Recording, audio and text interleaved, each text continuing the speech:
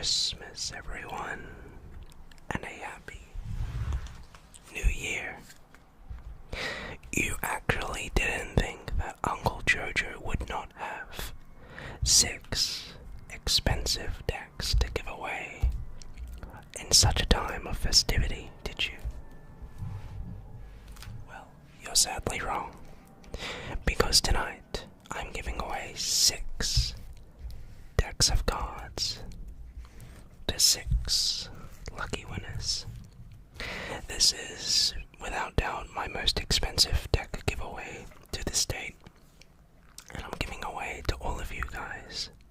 So, if you're interested in learning some awesome card magic from these videos, or if you want to see how I do some of the tricks I'm about to show you, and you need a deck of cards, literally all you have to do to enter this Christmas giveaway is just comment down below, and that's it. You don't need to like the video or subscribe, although I'd really appreciate it if you guys could also give me a Christmas present and like this video.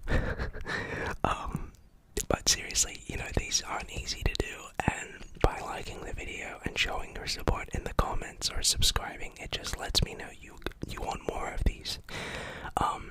Next year in 2018, there are going to be more decks that are going to be given away, so that's exciting. So please feel free to like this video. You just have to comment.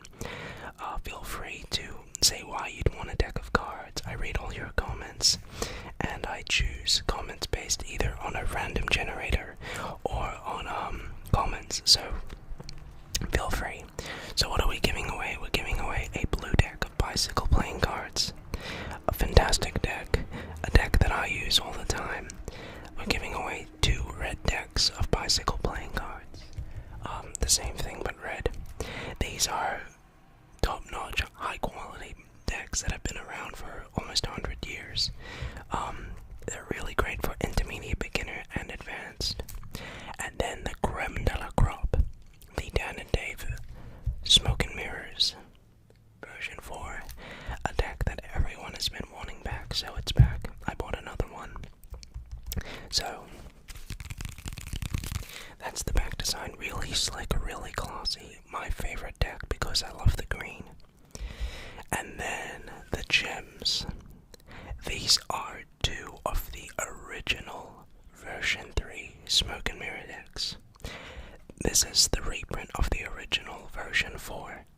These are the original version 3s. So we're giving away 1 smoke deck and 1 mirror deck, and these are the backs. These are about, I think, $100 each, at least. So in spite of Christmas, I'm giving away my babies. So I'm gonna buy new ones eventually, because I collect these cards, but I'm deciding to go all out, so congratulations everyone, you've made me break the bank. Anyway, so 6 decks, 6 winners. All you have to do is comment, and let's get into the magic.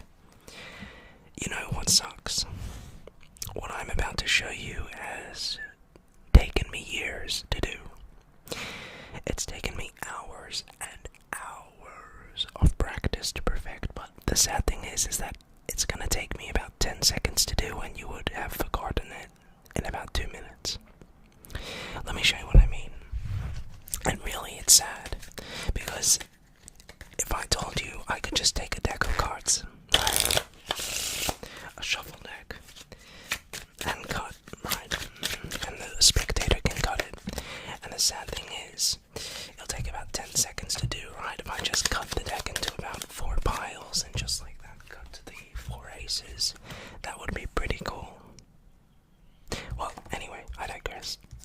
Now that we have these 4 aces, let's do something with them. So, I'm sure at this point all of you are familiar with different ways to shuffle cards. You have many ways, right? First of all, if you're in a casino or somewhere, or if you're at home, this is the shuffle at home. Maybe you're playing card games with a friend or 2. They'll do this shuffle. It's called the Hindu shuffle. It's a very common shuffle everyone can do. And it's just a good way of, mixing up the deck more or less.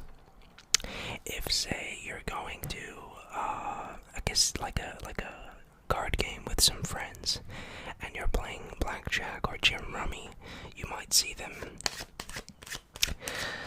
giving the cards what we call an overhand shuffle. If, however, you're at a casino, or say you're going to a magician, they may shuffle the cards like I do, like this. They might give it one of those riffle shuffles. If you're at, say, this time, yeah, a casino, they'll shuffle the cards in this fancy way, like so, so that every card in the deck is shuffled. So there's no way that I could be cheating. But that's just basically a riffle shuffle. Now the goal is, from this shuffle deck, to do something called dead cutting an ace. You'll see that the cards there are no crimps in the deck.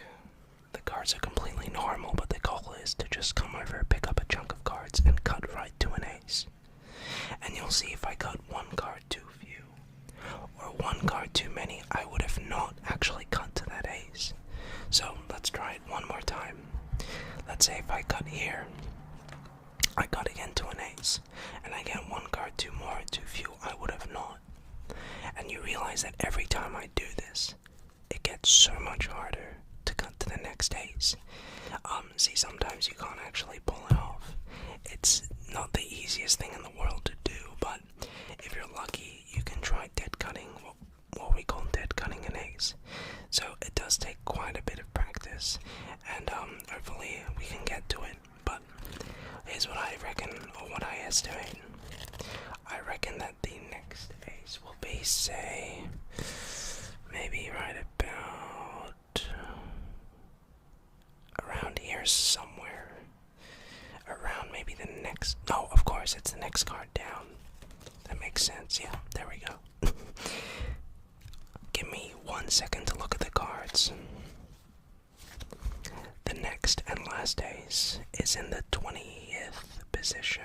1, 2, 3, 4, 5, 6, 7, 8, 9, 10, 11, 12, 13, 14, 15, 16, 17, 18, 19, 20. And there we go. So, stuff like that is not magic. It's not even sleight of hand. It's really just practice. So you can see it's something which is pretty hard to do, and takes quite the practice to perform. Right. So the aces have some pretty nice properties, and they're a great target for doing many tricks with the aces. But let's try this. Let's try take the 4 aces, and if I snip and spap, you'll see that now one of the aces actually disappears. It's the ace of what? The ace of hearts. Let's try it again. There we go. Now the ace of spades disappears. A flick. And now we're just left with the ace of clubs. And watch the ace of clubs. And just like that, all 4 aces disappear. But just as fast as they disappear, I can get them back even quicker, like this.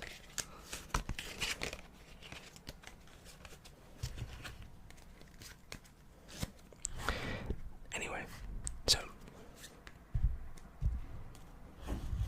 let's take the aces and do something interesting. You guys will know that in card magic there are 4 main ways to find a selected card. The first way is by what we call the selected card flipping itself around magically and revealing itself. So you'll see there's no ace here and there's no ace right here, but if I snap and show, one ace goes face up, and that card would be the ace of diamonds. The next way to find a located card is to take, say, a random card, say this king of diamonds, and to actually what the goal is to take it and turn it right into the next ace, the ace of spades, right? The third way to find a selected card is to make it magically appear by using the deck.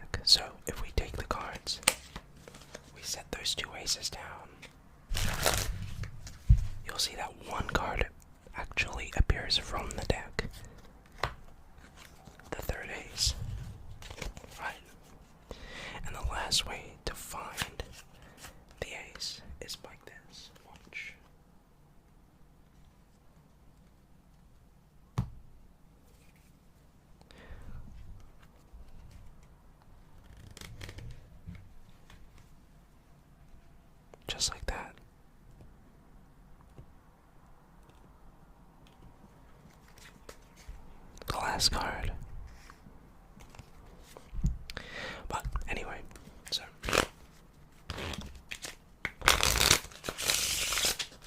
now that we understand that,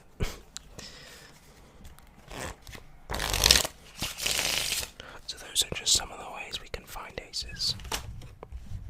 Okay, so let's get into some tutorials. First of all, I want to teach you something I think everyone should learn how to do, and that is called the one-handed cut. It's a very pretty and fancy looking flourish, and it basically comes across as you know what you're doing. The one-handed cut, otherwise known as the Charlie haircut, I believe, just looks like this, and it's very fancy. And of course you have then a few variations to this, like the revolution cut. There are some other crazy cuts which involve multiple packets of cards, but for now we're just going to learn how to do the basic one-handed cut. So grab out a deck of cards, or get a deck of cards that you possibly win, and hold the cards in a pretty interesting position. So you're going to take the cards, and you're going to want to get used to this grip right here. So what do we got going? We have the thumb on this left side. This left side.